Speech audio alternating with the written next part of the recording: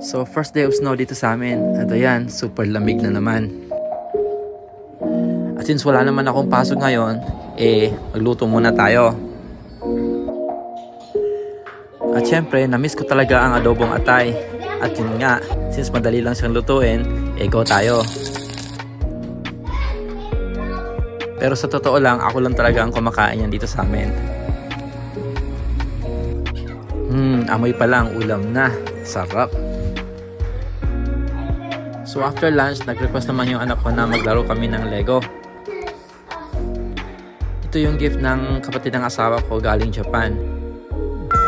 Tapos nung hapon, ayun, since makapalang snow, naglaro kami sa snow.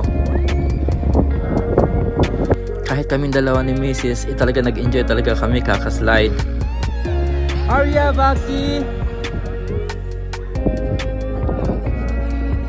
So it's gonna be my turn, okay? It's gonna be Ayaka and me. So dahil super lamig nga, nagreklamo na yung maliit namin.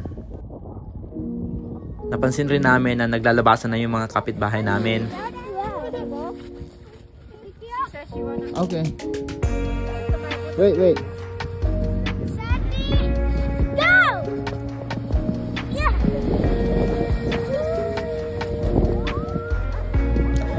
Napakaswerte namin kasi walking distance lang talaga siya sa bahay namin.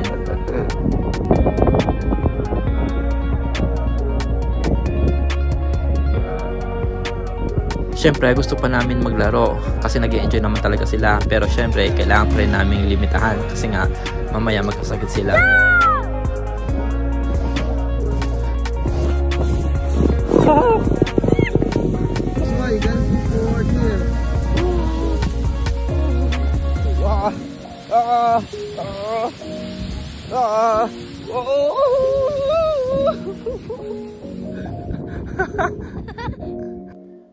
I think kailangan pa namin ng isang snowboard para hindi na kami magsalitan. Baka may sponsor dyan isang snowboard lang.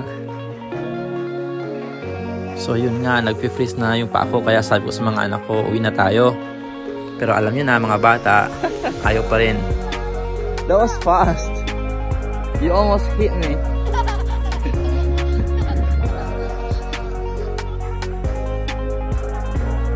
Minsan lang naman to sa isang taon kaya ginagrab na namin yung opportunity na makapag-enjoy kahit super lamig talaga.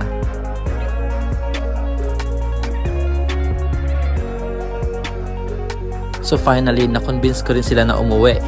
Sabi ko, magpe-prepare ako ng hot chocolate sa bahay. So yun lang. So next time ulit. Bye!